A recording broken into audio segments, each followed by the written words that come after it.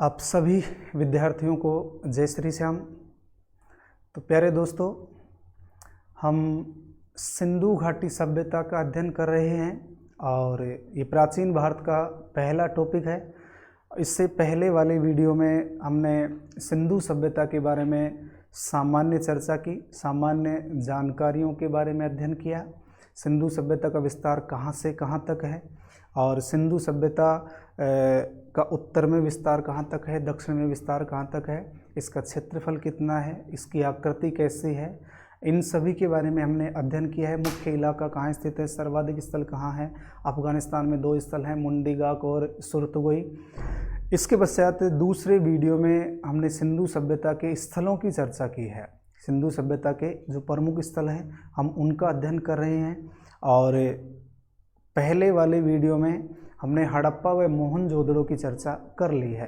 हड़प्पा और मोहनजोदड़ो, हड़प्पा जो सिंधु सभ्यता की पहली राजधानी के रूप में प्रसिद्ध और मोहनजोदड़ो दूसरी राजधानी के रूप में प्रसिद्ध।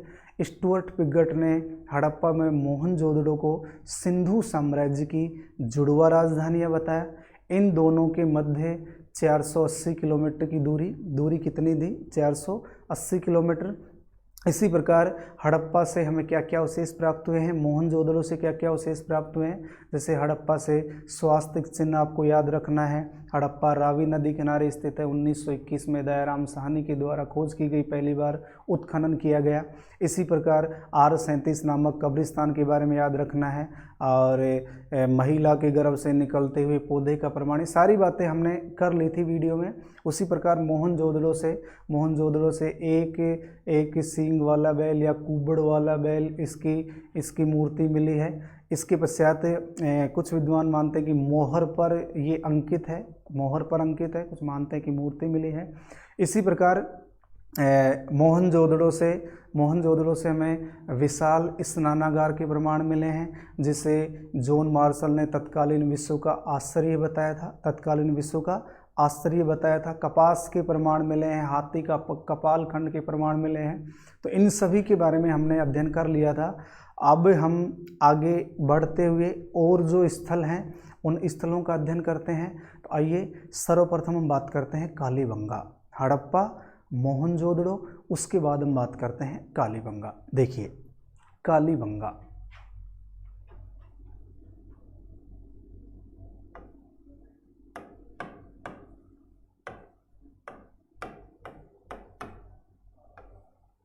कालीबंगा दोस्तों, इसके बाद हम बात करते हैं कालीबंगा की।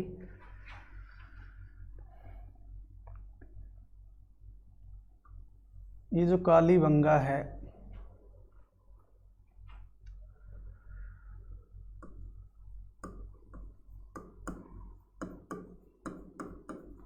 हनुमानगढ़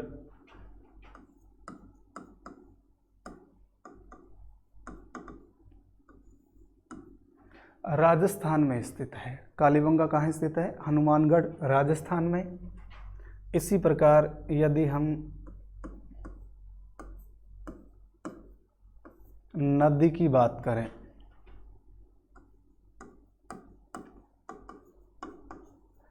प्राचीन सरस्वती और वर्तमान में अगर हम बात करें घग्गर नदी, प्राचीन कौन सी है? सरस्वती।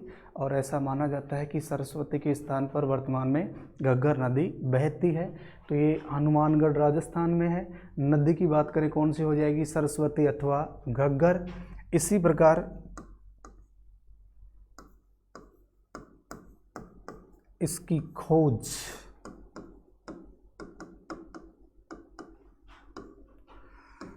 प्रोफेसर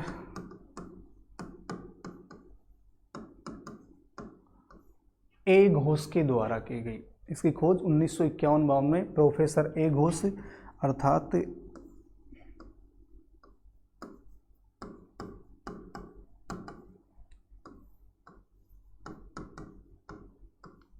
अमलानंद घोष के द्वारा इसकी खोज की गई। इसके पश्चात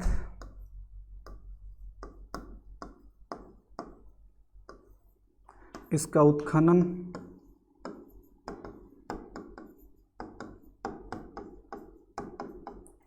बीबीलाल और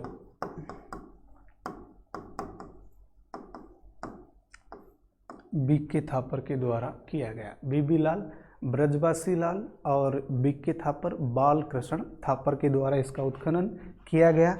ये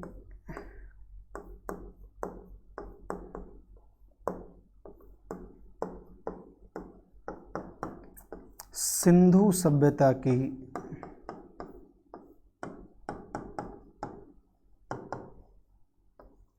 थर्ड राजधानी, सिंधु सभ्यता की पहली राजधानी हड़प्पा, दूसरी राजधानी मोहनजोदड़ो और तीसरी राजधानी क्या है, कालीबंगा। और ये बताने वाले थे डॉक्टर दशरथ शर्मा, ये भी याद रखना है आपको, डॉक्टर दशरथ शर्मा। डॉक्टर दशरथ शर्मा ने कालीबंगा को सिंधु सभ्यता की तीसरी राजधानी बताया। तो ये सामान्य जानकारी है। देखिए दोस्तों, कालीबंगा हनुमानगढ़ जिले में नदी सरस्वती अथवा घग्गर, इसकी खोज 1951-52 में प्रोफेसर ए घोष अमलानंद घोष के द्वारा की गई। उत्खनन करने वाले बीबी लाल बीके थापर। सिंधु सभ्यता की तीसरी राजधानी, सिंधु सभ्यता की तीसरी राजधानी, और इसे सिंधु सभ्यता की तीसरी राजधानी बताने वाले कौन थे, डॉक्टर दशरथ शर्मा। इसके पश्चात देखिए, ये जो कालीबंगा है,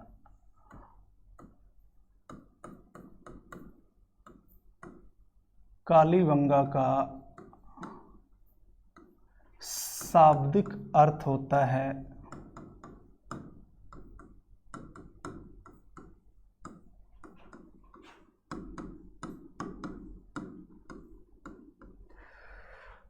काले रंग की चूड़ियाँ। कालीबंगा का शाब्दिक अर्थ क्या होता है, काले रंग की चूड़ियाँ। इसी प्रकार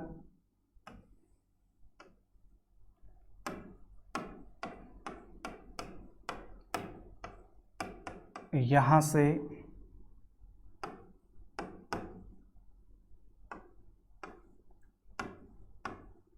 प्राक हड़प्पा कालीन,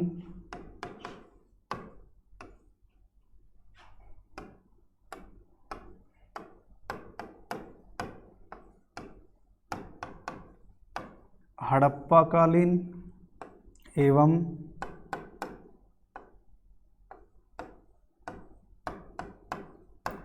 उत्तर हड़प्पा कालीन अवशेष प्राप्त हुए हैं।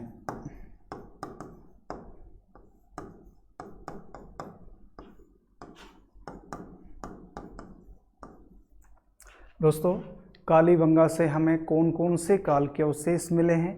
एक तो प्राक हड़प्पा कालीन, हड़प्पा से पहले के अवशेष, एक हड़प्पा कालीन, हड़प्पा के समकालीन अवशेष, और एक आता है उत्तर हड़प्पा कालीन, हड़प्पा के बाद के अवशेष भी हमें यहाँ से प्राप्त हुए हैं। तो कालीबंगा का शाब्दिक अर्थ है काले रंग की चूड़ियाँ, काले रंग की चूड़ियाँ। यहाँ से प्राक हड़प्पा कालीन, हड़प्पा कालीन और उत्तर हड़प्पा कालीन अवशेष प्राप्त हुए हैं। तो एक सामान्य जानकारी है, ये आपको समझ में आ गया होगा। इसके बाद देखिए,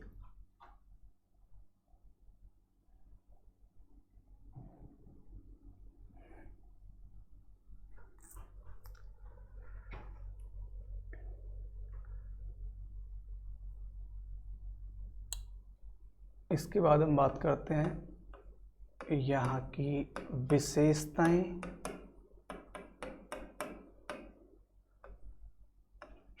वह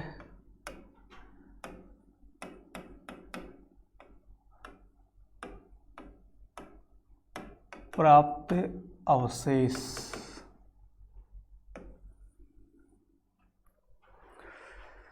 इसके बाद हम बात करते हैं कालीबंगा सभ्यता की विशेषताएं और यहाँ से प्राप्त अवशेष। देखिए, जैसे नंबर 1 बात करें, कालीबंगा जो स्थल है, कालीबंगा जो स्थल है वो दोहरी रक्षा प्राचीर से घिरा हुआ है। क्वेश्चन आया हुआ है, ये क्वेश्चन आया हुआ है कि सिंधु सभ्यता का वह कौन सा स्थल है जो दोहरी रक्षा प्राचीर से घिरा हुआ है। इसे समझिए आप। एक तो पहले नोट कर लेते हैं, दोहरी रक्षा प्राचीर, प्राचीर दीवार या परकोटा से घिरा हुआ स्थल। प्राचीर, दोहरी रक्षा प्राचीर दीवार या परकोटा से घिरा हुआ। जैसे देखिए उदाहरण के लिए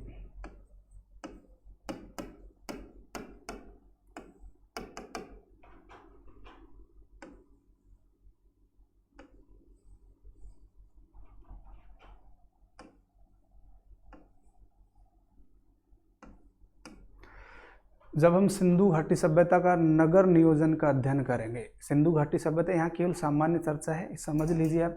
जब हम नगर नियोजन का अध्ययन करेंगे वहाँ डिटेल से चर्चा करने वाले हैं। संपूर्ण जो नगर है वो 2 भागों में विभाजित मिलेगा। संपूर्ण सिंधु सभ्यता का जो नगर नियोजन है, जो नगर है वो 2 भागों में विभाजित मिलेंगे, धोलावीरा को छोड़कर। धोलावीरा से हमें मध्यम नगर के प्रमाण मिलेंगे, वो अलग मुद्दा है, इसीलिए बता रहा हूँ, हम डिटेल से वहाँ चर्चा करेंगे। संपूर्ण नगर 2 भागों में विभाजित मिलेंगे आपको। इसे कहा जाता है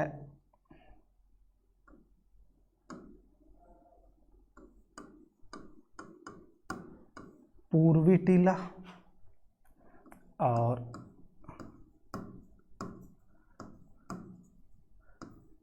ये है पश्चिमी टीला। वो पूर्वी टीला है, ये पश्चिमी टीला है। ये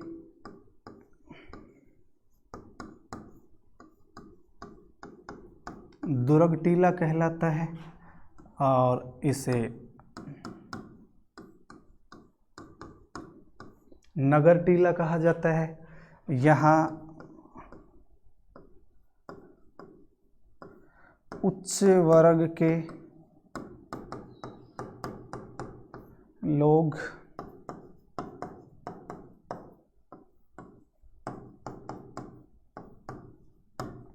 निवास करते थे, यहाँ उच्च वर्ग के लोग निवास करते थे और यहाँ साधारण लोग निवास करते थे। तो संपूर्ण जो नगर नियोजन है वो आगे हम डिटेल से अध्ययन करने वाले हैं। अब केवल यहाँ समझ लीजिए, क्योंकि इस लाइन का अर्थ समझ लीजिए, दोहरी रक्षा प्राचीर का संपूर्ण जो नगर है, संपूर्ण जो स्थल है वो 2 भागों में विभाजित हैं, लेकिन धोलावीरा 3 भागों में विभाजित मिलेगा। तो ये हो गया आपका पश्चिमी टीला, इसे दुर्ग टीला कहा गया। पूर्वी टीला इसे नगर टीला कहा गया। तो ये जो पश्चिमी टीला है ये अलग रक्षा प्राचीर से घिरा हुआ है और ये अलग रक्षा प्राचीर से घिरा हुआ है।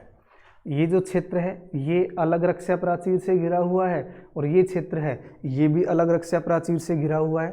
तो आपका क्वेश्चन हो गया दोहरी रक्षा प्राचीर से कौन सा स्थल घिरा हुआ है।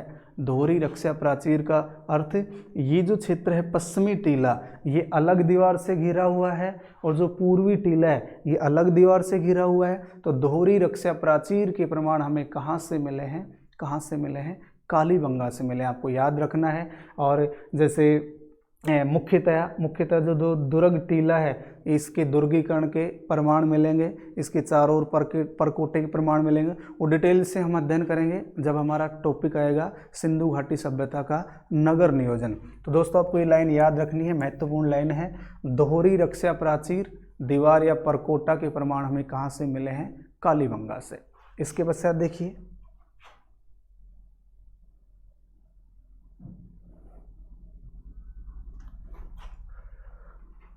नंबर 2, नंबर 2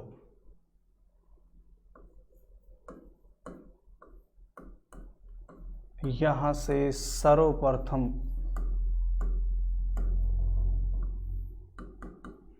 कालीबंगा से सर्वप्रथम, जिसमें नंबर 1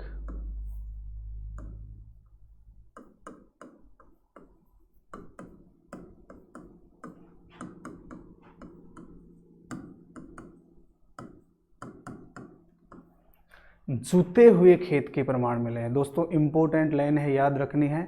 सर्वप्रथम जुते हुए खेत के प्रमाण, और ये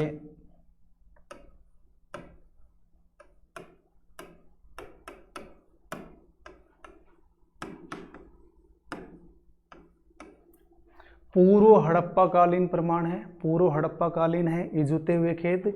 और इन जुते हुए खेत वाले क्षेत्र को बहुधान्यदायक क्षेत्र कहा गया, इसे बहुधान्यदायक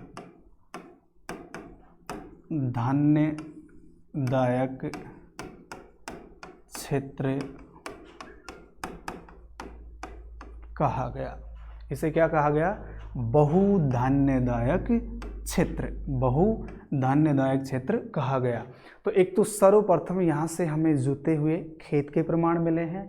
नंबर 2,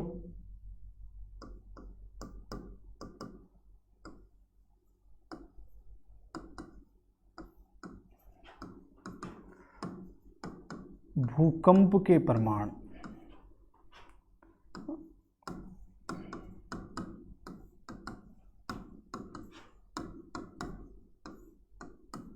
मकानों में दरार मिली है, मकानों में, यहाँ के मकानों में दरार मिली, इसलिए अनुमान लगाया गया कि यहाँ भूकंप आते होंगे। ये दोनों क्वेश्चन आपको याद रखने हैं।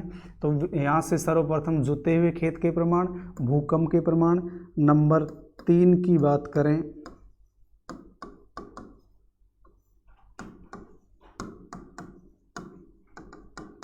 शल्य चिकित्सा।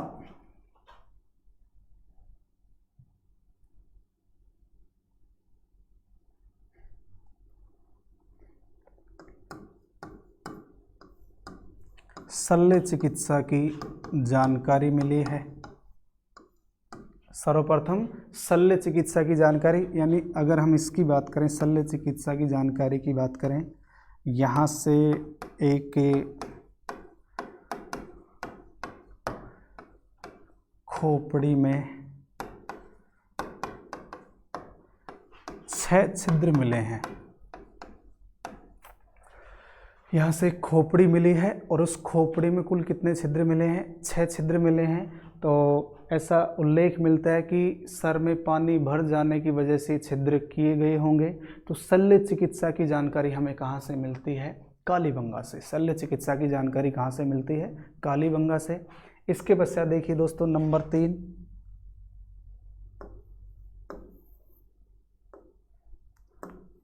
यहाँ से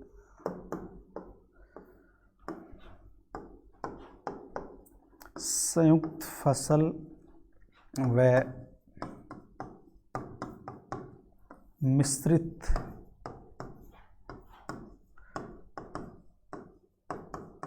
कृषि के प्रमाण मिले हैं। आपको एक एक बिंदु याद रखना है। संयुक्त फसल और मिश्रित कृषि के प्रमाण भी कहाँ से मिले हैं? कालीबंगा से। कालीबंगा की जो विशेषताएं हैं, कालीबंगा से जो प्राप्त अवशेष हैं, हम उनका डिटेल से अध्ययन कर रहे हैं, तो आपको ये याद रखना है। तो शल्य चिकित्सा की जानकारी, भूकंप के प्रमाण और जुते हुए खेत के प्रमाण हमें कहाँ से मिले हैं? कालीबंगा से। इसके पश्चात देखिए,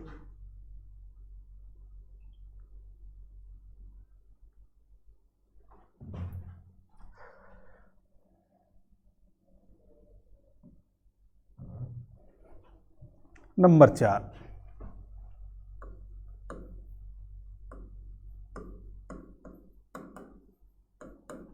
अलंकृत फर्श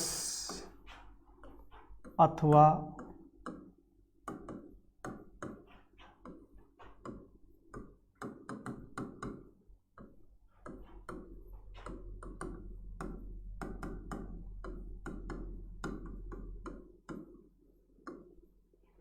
सजावटी आंगन के प्रमाण मिले हैं। अलंकृत फर्श अथवा सजावटी आंगन के प्रमाण मिले हैं।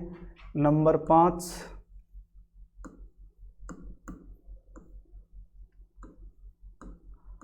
ऊंट की हड्डियां प्राप्त हुई हैं। नंबर 6,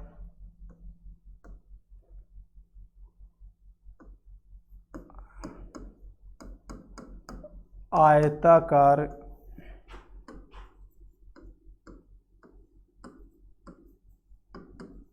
कुंडनुमा अग्नि वेदिकाएं मिली हैं।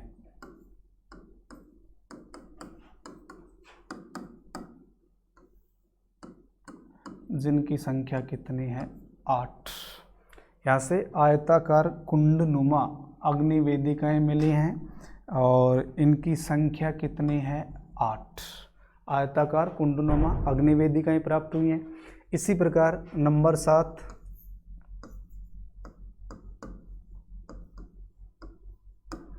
बलि प्रथा व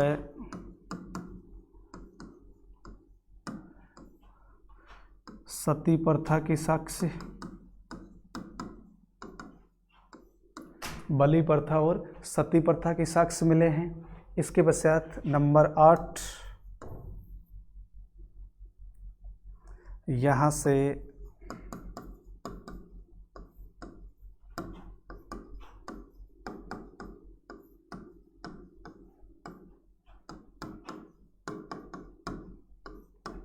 मंदिर के प्रमाण नहीं मिले। दोस्तों यहाँ से हमें मंदिर के प्रमाण नहीं मिले हैं।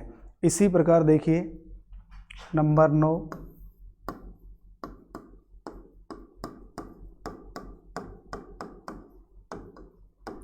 मेसोपोटामिया की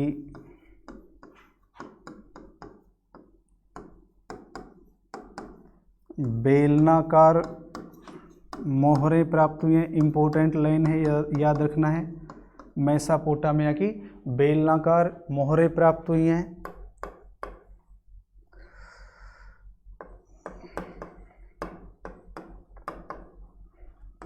गंदा पानी निकालने के लिए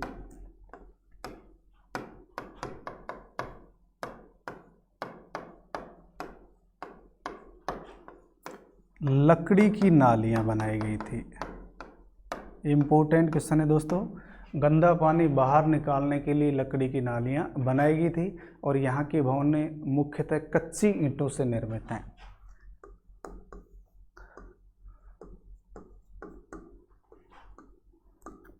भवनों का निर्माण मुख्यतः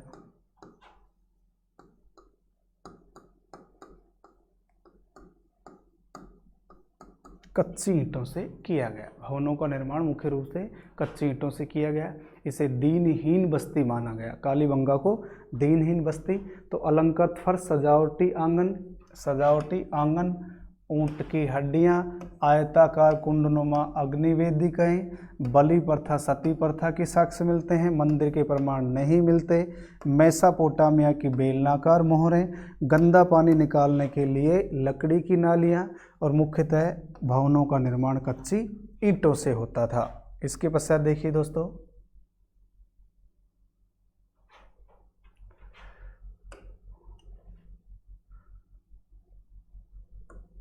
यह एक दीनहीन बस्ती थी। इसे एक दीनहीन बस्ती माना गया। इसी प्रकार यहाँ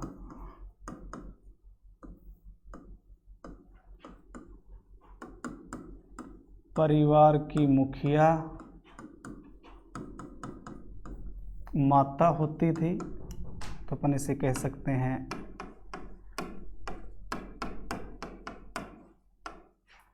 मातृसत्तात्मक परिवार थे। किस प्रकार के परिवार थे? संपूर्ण सिंधु सभ्यता की विशेषता है। सिंधु घाटी सभ्यता में मातृसत्तात्मक परिवार देखने को मिलेंगे। वैदिक सभ्यता में पितृसत्तात्मक परिवार देखने को मिलते हैं। तो ये था आपका कालीबंगा। तीसरा स्थल हड़प्पा, मोहनजोदड़ो और कालीबंगा। कालीबंगा को सिंधु सभ्यता की तीसरी राजधानी कहा जाता है। सिंधु सभ्यता की इसे तीसरी राजधानी कहा जाता है। इसके बाद हम नेक्स्ट बात करते हैं लोथल। इसके बाद दोस्तों हम बात करते हैं लोथल। देखिए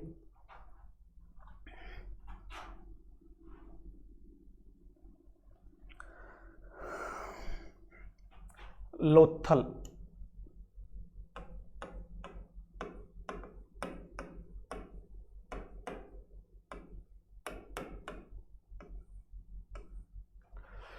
चौथा स्थल पढ़ रहे अपन, जिसका नाम क्या है? लोथल। तो आइए हम लोथल के बारे में बात करते हैं। गुजरात में है। लोथल कहाँ है? गुजरात में। तो लोथल इसका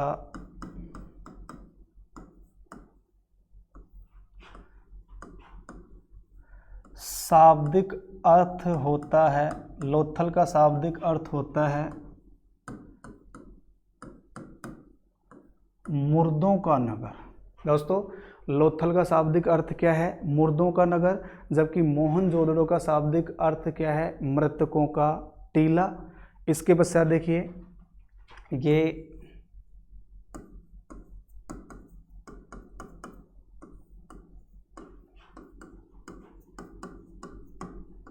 खंबात की खाड़ी गुजरात अहमदाबाद में स्थित है। लोथल का शाब्दिक अर्थ क्या होता है? मुर्दों का नगर। ये कहाँ स्थित है? खंबात की खाड़ी गुजरात अहमदाबाद में स्थित है। नदी की यदि हम बात करें, अगर हम नदी की बात करें, ये कौन सी नदी किनारे स्थित है? भोगवा नदी। कौन सी नदी किनारे स्थित है? भोगवा नदी किनारे स्थित है। इसकी खोज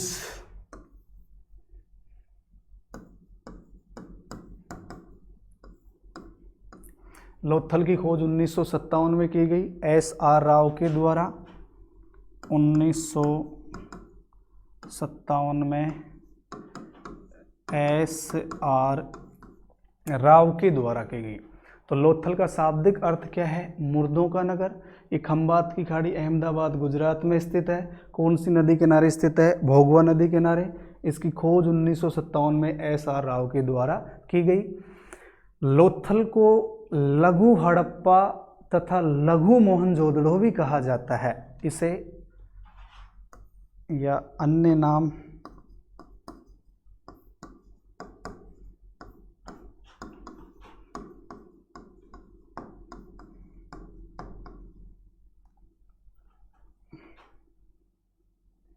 लघु हड़प्पा और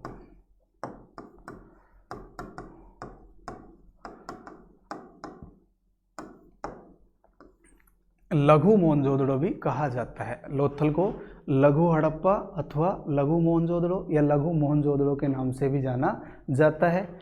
लोथल का महत्व क्यों है? दोस्तों, लोथल का महत्व क्यों है? ये हड़प्पा सभ्यता का प्रमुख बंदरगाह था। ये आपको याद रखना है। हड़प्पा सभ्यता का या सिंधु सभ्यता का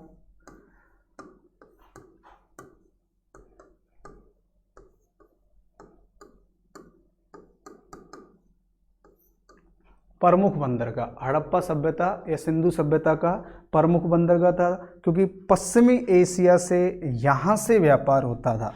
आपको याद रखना है, पश्चिमी एशिया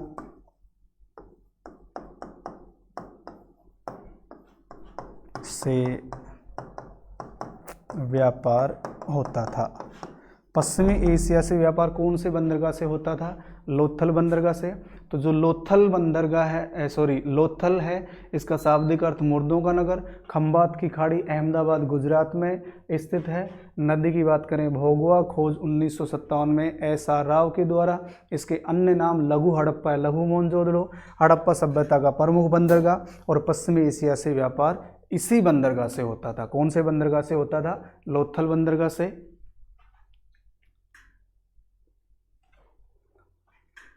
इसके पश्चात देखिए दोस्तों,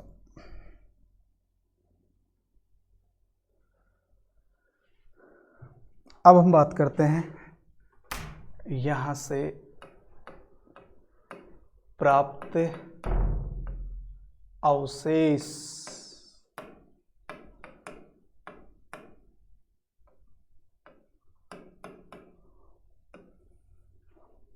लोथल से प्राप्त अवशेष। लोथल से हमें क्या क्या प्राप्त हुआ है? देखिए, नंबर 1 अभी हम नोट कर चुके हैं, बंदरगाह के प्रमाण। नंबर 2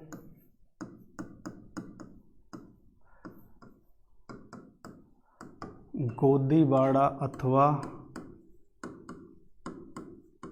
डार्क यार्ड के प्रमाण।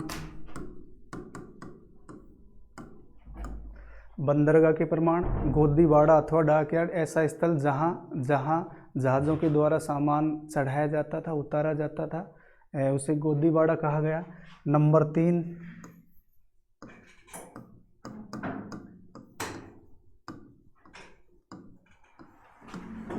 आटा चक्की का प्रमाण मिला है, आटा चक्की का प्रमाण मिला। नंबर 4, चावल व बाजरे के प्रमाण मिले हैं। चावल और बाजरे के प्रमाण हमें कहाँ से मिले हैं? लोथल से। इसके पश्चात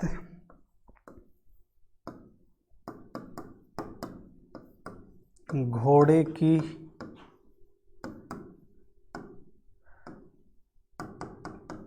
लघु मरण मूर्ति, घोड़े की लघु मरण मूर्ति।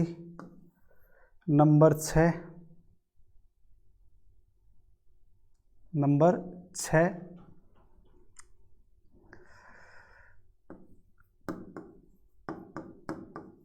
पंचतंत्र,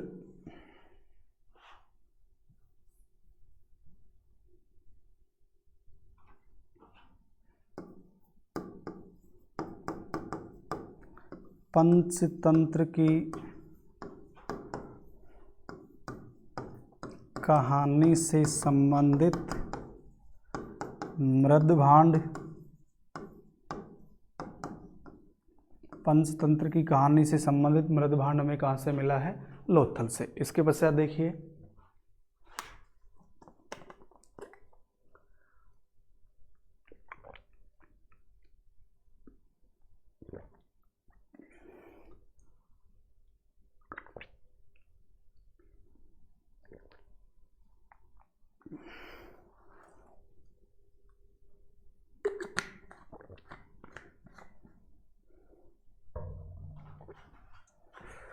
इसके पश्चात देखिए दोस्तों,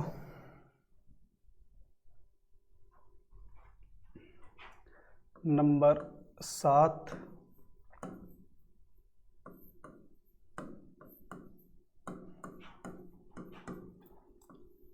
मम्मी का मॉडल। मम्मी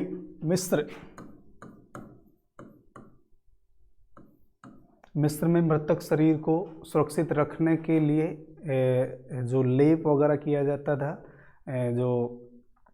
जो भी रासायनिक लेप वगैरह किया जाता था, उसे मम्मी कहा जाता है। और मम्मी मिस्र की विशेषता है। तो यहाँ से जो मम्मी का मॉडल मिला है, इसलिए ये अनुमान लगाया गया कि मिस्र का इनके साथ व्यापारिक संबंध था, मिस्र का लोथल के साथ व्यापारिक संबंध था। इसी प्रकार नंबर 8,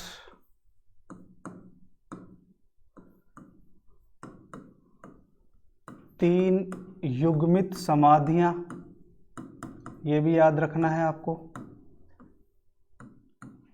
3 युग्मित समाधियां, ये भी हमें कहाँ से मिली हैं? लोथल से। इसी प्रकार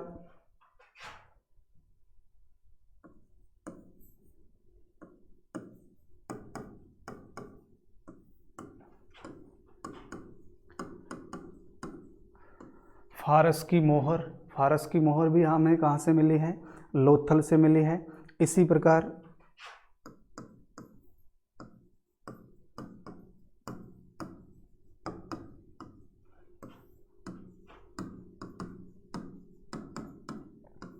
अग्निकुंड के प्रमाण जैसे कालीबंगा से मिले हैं, इसी प्रकार यहाँ से भी अग्निकुंड के प्रमाण मिले हैं। और यहाँ की एक सबसे महत्वपूर्ण विशेषताएं देखिए, यहाँ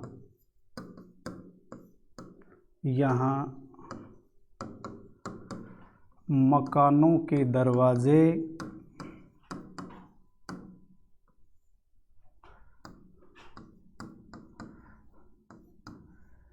गली की ओर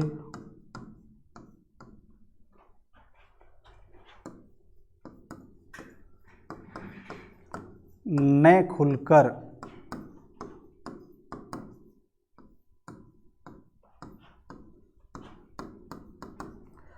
सड़क की ओर खुलते थे। सबसे महत्वपूर्ण विशेषता है, ये आपको याद रखना है, क्योंकि सिंधु घाटी सभ्यता के नगर नियोजन में भी चर्चा करेंगे। क्योंकि यहाँ के जो भवन हैं भवनों के जो दरवाजे हैं, घर का जो दरवाजा है मुख्य सड़क की ओर न खुलकर गलियों की ओर खुलता है। अन्य जब सभी स्थलों की चर्चा करेंगे, नगर नियोजन की चर्चा करेंगे, जो भवन है, मकान है, उसका मुख्य दरवाजा सड़क की ओर न खुलकर गली की ओर खुलता था, लेकिन ये एक अलग विशेषता देखने को मिल रही है। तो यहाँ मकानों के जो दरवाजे हैं, मकानों के जो दरवाजे हैं वो गली की ओर न खुलकर कहाँ खुल रहे हैं, सड़क की ओर खोलते थे। महत्वपूर्ण लाइन है इस लोथल नामक स्थल की।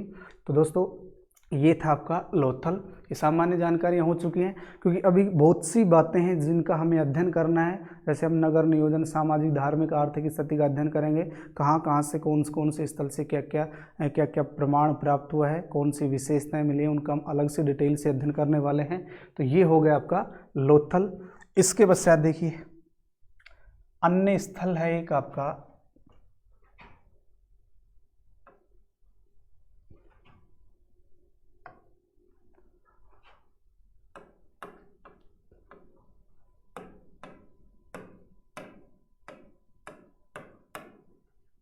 चन्हूदड़ो।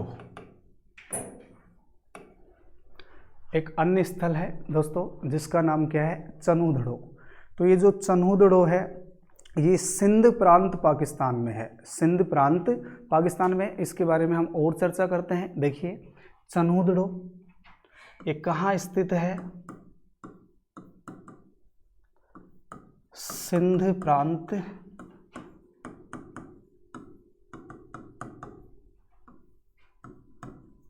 पाकिस्तान में स्थित है।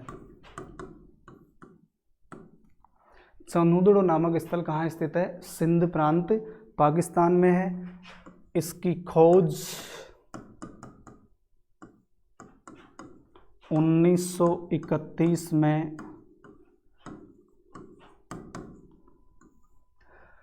मजूमदार द्वारा की गई। चन्हूदड़ो की खोज 1931 में मजूमदार द्वारा की गई और इसका उत्खनन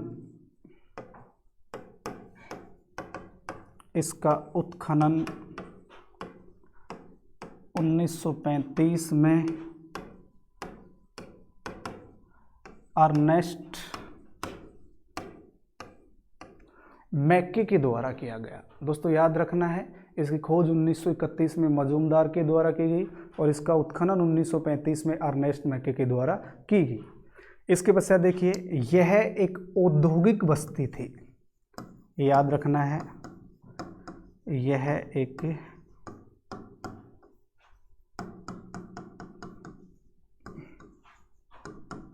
औद्योगिक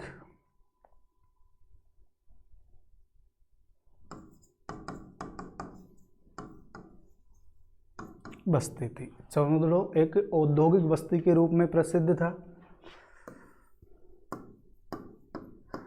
यहाँ से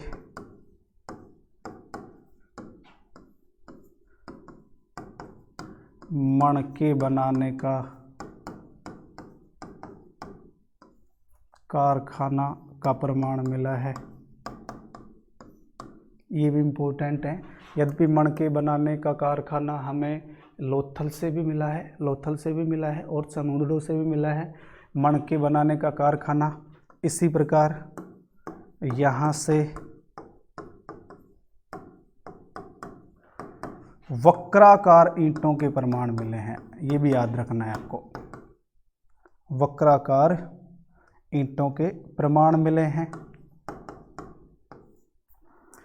तो दोस्तों चन्हूदड़ो सिंध प्रांत पाकिस्तान, खोज 1931 मजूमदार, उत्खनन 35 में अर्नेस्ट मैके। ये एक औद्योगिक बस्ती थी। ये किस प्रकार की बस्ती थी, एक औद्योगिक, मणके बनाने का कारखाना, वक्राकार ईंटों के प्रमाण यहाँ से प्राप्त हुए हैं। इसके पश्चात देखिए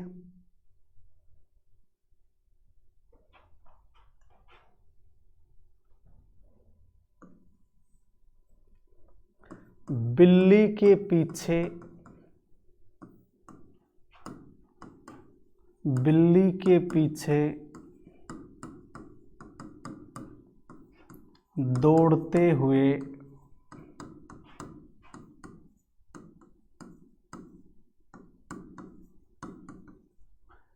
कुत्ते के पद चिन्ह। बिल्ली के पीछे दौड़ते हुए कुत्ते के पद चिन्ह हमें कहाँ से प्राप्त हुए हैं? लोथल से। इसी प्रकार यहाँ से हमें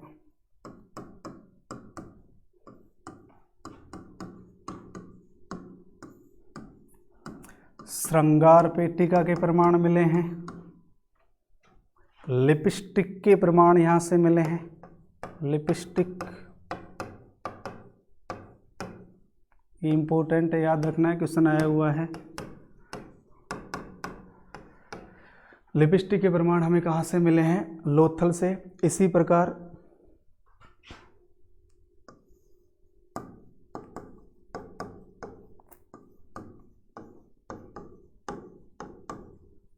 स्याही की दवाद के प्रमाण मिले हैं।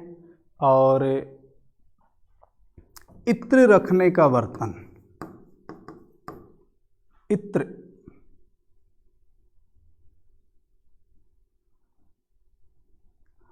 इत्र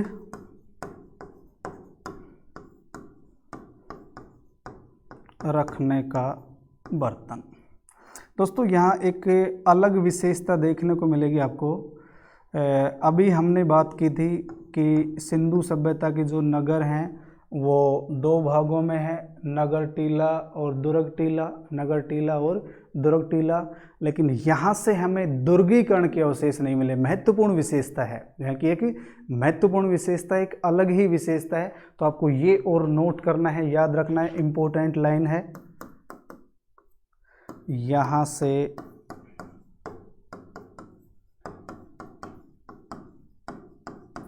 दुर्गीकरण के प्रमाण नहीं मिले। यहाँ से हमें दुर्गीकरण के कोई भी प्रमाण प्राप्त नहीं हुए। तो आपका जो चनहुदड़ो है वो सिंध पाकिस्तान में है, सिंध प्रांत पाकिस्तान में है। खोज मजूमदार के द्वारा की गई। उत्खनन करने वाले कौन थे? अर्नेस्ट मैके। ये एक औद्योगिक बस्ती थी। मणके बनाने का कारखाना प्राप्त हुआ है। वक्राकार ईंटें प्राप्त हुई हैं। बिल्ली का पीछा करते हुए कुत्ते के पद चिन्ह के प्रमाण मिले हैं। इसी प्रकार यहाँ से श्रृंगार पेटिका, लिपस्टिक के प्रमाण मिले हैं। श्रृंगार पेटिका के साथ साथ लिपस्टिक, स्याही की दवात, इत्र रखने का बर्तन। और ये इम्पोर्टेंट लाइन है, यहाँ से दुर्गीकरण के प्रमाण नहीं मिलते, जबकि सिंधु सभ्यता के लगभग जितने भी स्थल हैं वहाँ हमें दुर्गीकरण के प्रमाण देखने को मिलते हैं। तो दोस्तों आज के वीडियो में इतना ही। इसके पश्चात अन्य जो स्थल बचे हुए हैं उसे हम नेक्स्ट वीडियो में समाप्त करेंगे। इसके पश्चात यानी अभी सिंधु सभ्यता के और स्थल हैं, कुछ छोटे छोटे स्थल हैं, कहाँ से क्या क्या मिला है उनका भी हमें डिटेल से अध्ययन करना है। तो जो स्थल बचे हुए हैं उनका एक वीडियो और बनाया जाएगा। उसके पश्चात, उस वीडियो के पश्चात यहाँ का सामाजिक, धार्मिक, आर्थिक नगर नियोजन कैसा था उनसे संबंधित भी 2-3 वीडियो अपलोड किए जाएंगे। तो ये मानो कम से कम 3 से 4 वीडियो और बनाए जाएंगे, क्योंकि डिटेल से अध्ययन कीजिए आप इन चीज़ों को। ऐसे टॉपिक हैं, ये मानते हैं थोड़े से डिफ़िकल्ट हैं, लेकिन आप 2-4 बार इनका रिवाइज करेंगे तो ये टॉपिक आपको क्लियर हो जाएंगे। तो आज के इस वीडियो में इतना ही। जय हिंद, जय भारत।